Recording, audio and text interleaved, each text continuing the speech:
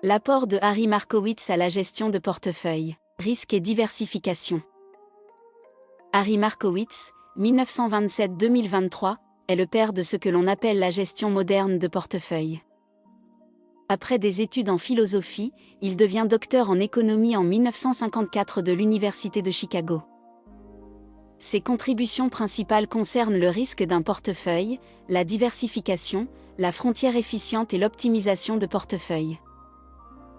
Son livre référence est publié en 1959. Il obtient le prix Nobel en économie en 1990. Le risque d'un portefeuille. Harry Markowitz se demande si le risque d'un portefeuille est la somme des risques des titres qui le composent pondérés par leur poids dans le portefeuille. De la même manière que la performance d'un portefeuille est la somme des performances des titres qui le composent pondérés par leur poids dans le portefeuille. Le risque ou volatilité d'un titre est égal à l'écart type des variations de ses prix ou cours boursiers. L'écart type mesure les variations autour de la moyenne des variations des cours. Pour les puristes, la formule de l'écart type est la variance est l'écart type au carré. Quel est le titre le plus volatile ou risqué? Il s'agit de B. Quel est le risque d'un portefeuille? Harry Markowitz découvre que ce qui compte, ce sont les corrélations, ou covariances, entre les titres d'un portefeuille. Imaginez un portefeuille composé à 50% de A et 50% de B. Vous obtenez un portefeuille P, moins volatile que A ou B. Ceci parce que A et B varient en sens pratiquement inverse et que les variations de l'un sont en quelque sorte annulées par les variations de l'autre. Le risque d'un portefeuille se mesure, pour les puristes, par cette formule. Pour les autres, en prenant en compte les covariances, corrélations, entre les titres. Plus la corrélation ou covariance baisse entre les titres, plus le risque se réduit. La diversification de portefeuille. Maintenant que nous savons que le risque d'un portefeuille se réduit quand les titres ne sont pas trop corrélés entre eux, l'idée est d'exploiter ce principe. La matrice de variance-covariance.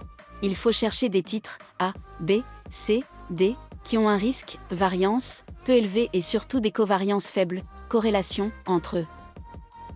Notez que le risque seul de chaque titre est de 4 cases sur 16 de la matrice, alors que les covariances en représentent 12 sur 16.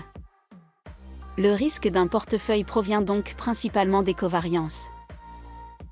La frontière efficiente.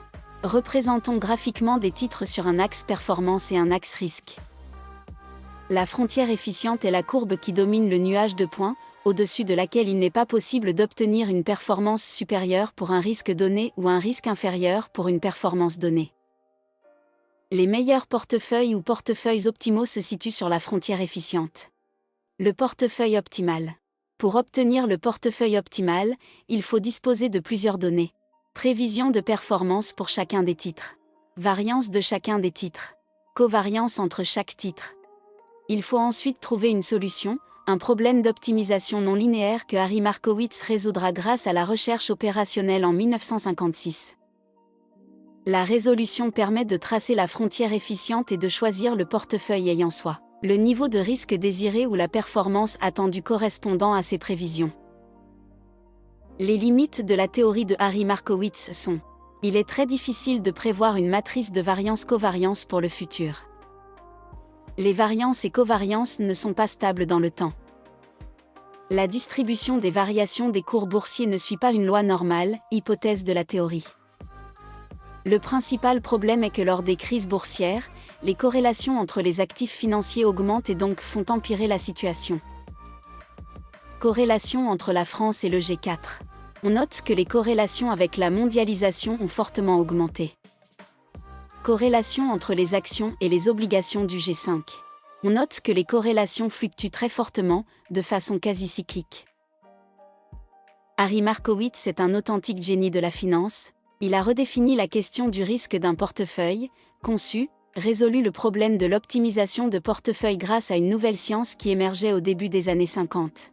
La recherche opérationnelle, un rapprochement des mathématiques et de l'informatique avec l'algorithmie.